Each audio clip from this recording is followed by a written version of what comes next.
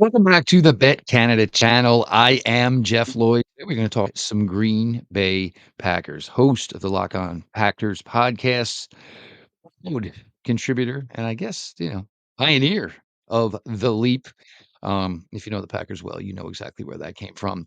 Peter Bukowski, longtime friend. And if I want to talk Green Bay Packers, Peter is the guy I go to.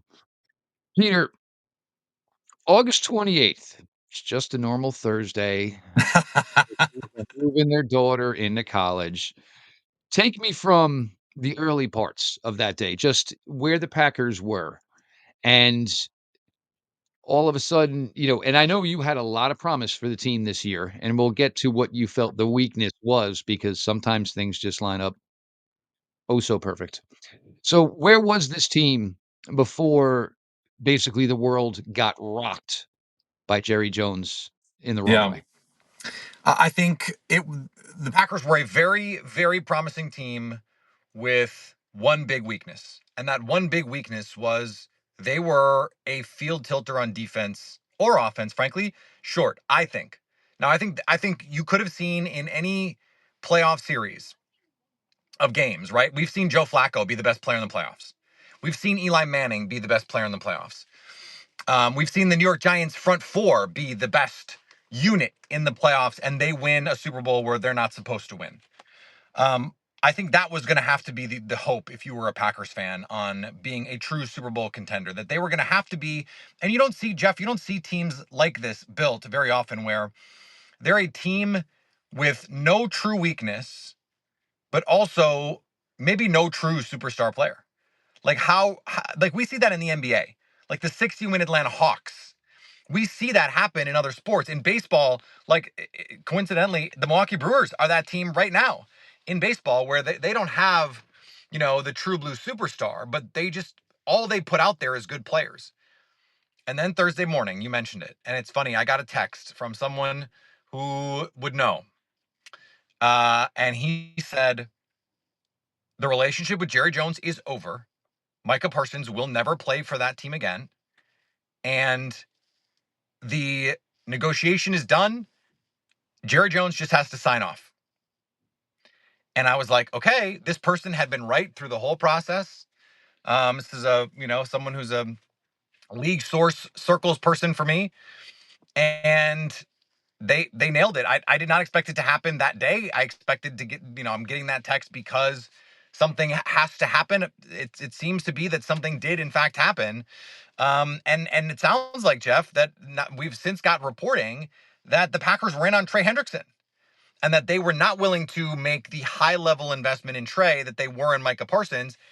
Interestingly, the Bengals also wanted Kenny Clark, who's ultimately the player that the Cowboys get in return. And it wasn't going to be for a Trey Hendrickson level player that the Packers were going to part with Kenny Clark. It was going to have to be a Micah Parsons level player. And guess what? They got a Micah Parsons caliber player. Now, when the deal came out and it broke, and, this is the part for me that it just dumbfounds me. The Cleveland Browns got more for trading out of number 2 for Jacksonville to take Travis Hunter than the Dallas Cowboys got for Micah Parsons. So my first thing is did Dallas even negotiate with anyone else? Because I'm assuming, and we kind of had like a framework of this kind of laid out very early in the offseason when Cleveland was going through whatever they were going through with Miles Garrett about like, what are these guys worth? Keep in Yeah. mind, the age is quite different between Miles and, of course, Micah Parsons. So to see this deal and what is probably going to turn out to maybe, you know, 25, 2 picks after 25, which might be too, what I'm saying? I don't wanna say 32 or 31, but I don't wanna go too soft, but, I mean, you're talking about 2 first-round picks that are gonna be well into the mid to late 20s, if not even lower than that.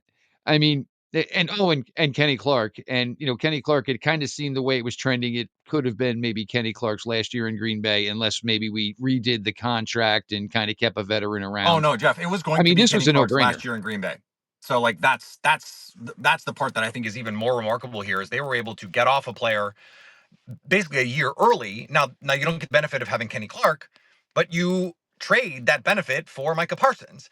Now, what's interesting is we've since gotten the reporting that the Eagles were willing to beat this offer, that they had offered 2 firsts, a day 2 pick, another pick.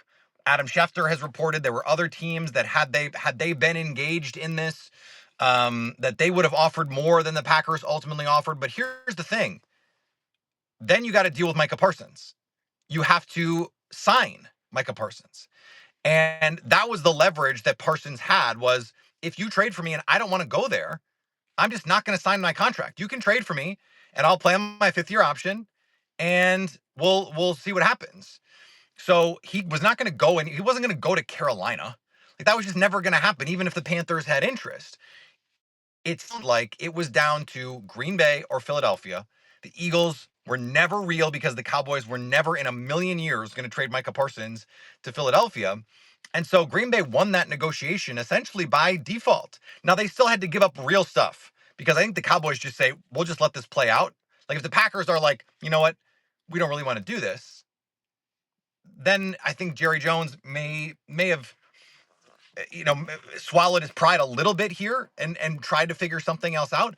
But it sounds like, Jeff, he said Micah Parsons, once Micah reneged on his handshake negotiation, this is the way that it's been framed now from Jerry World, is that was over, and now you either play on your 5th year option or you're done. We'll trade you. And Micah said, okay, trade me. And Jerry Jones ultimately had to make that decision. So did the Packers negotiate against anyone? Not really. They kind of didn't.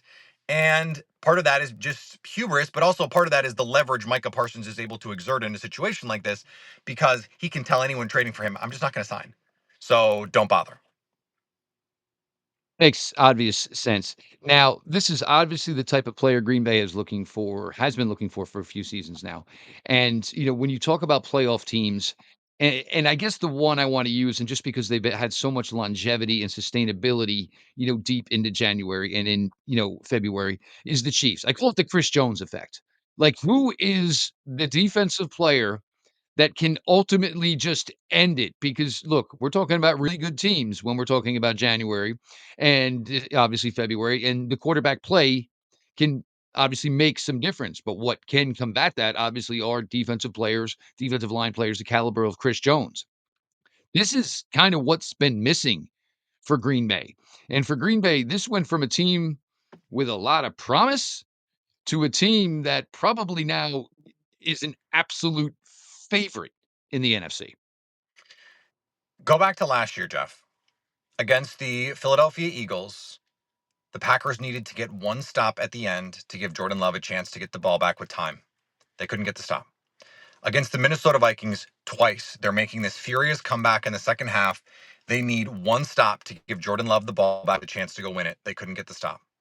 Against the Lions, second half in Detroit, it's a tie game. They need to get one stop to give the ball back to Jordan Love with a chance to go win it. The offense was white hot. They couldn't get the stop. And sometimes in those moments, to your point, the Chris Jones effect, I love that. You need that star player, this model of, we've got a bunch of good players, and so we're just not going to make the mistakes over the course of a game, over the course of the season. And there's kind of like an analytics bent to that, right? Like, we know coverage is a weak link system, and we know offensive line play is a weak link system. So just don't have any bad players, and you're probably going to have a pretty good group. You're going to have a top 10 group. The Packers ranked top 10 defense last year. But this game is still won by the Jimmies and the Joes, not X's and O's, right? That is the saying, as old as football itself. This is time immemorial stuff. And the Packers, let's rewind even further. You and I are old enough to remember 2010. In that game, the Packers jump out to a big lead against the Pittsburgh Steelers in the Super Bowl. And Kevin Green, the Packers offensive line coach, famously goes, this has become cemented legacy stuff in Green Bay now, goes to Clay Matthews and says, Charles Woodson had gotten hurt. He said, Woods Mhm. not here. You need to make a play. It is time. It is time. And he goes out and he forces the fumble on Rashard Mendenhall that swings that game back in Green Bay's favor. They haven't had a Clay Matthews player on this team really since Clay Matthews. There was that short spurt with Za'Darius Smith, But Zadarius Smith, as he does often in other places, wore out his welcome in Green Bay, and it has been on 17 teams in 5 years since then. And there's a reason for that. He's a really good football player. He should be employed right now today, but there's a reason that he's not. And certainly a reason that he's not in Green Bay. They haven't had a defensive player like Micah Parsons since Charles Woodson, since that season. And they haven't had a pass rusher like Micah Parsons, all due respect to Clay Matthews, since Reggie White.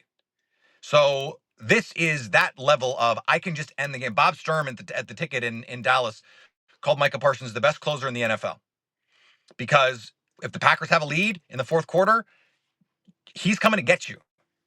And if the Packers need to get a stop late in the fourth quarter, he's coming to get you. And we saw him hawking down Jared Goff, in the second half of that Packers Lions game in Week 1, and he did look like a predator in the African desert, stalking down an antelope. And he is able to do that. And he said this week, Jeff. Makes this a fascinating week. If there's anyone in the NFL who plays a traditional no doubt edge role that I would trust to chase down Jaden Daniels, is it not Micah Parsons?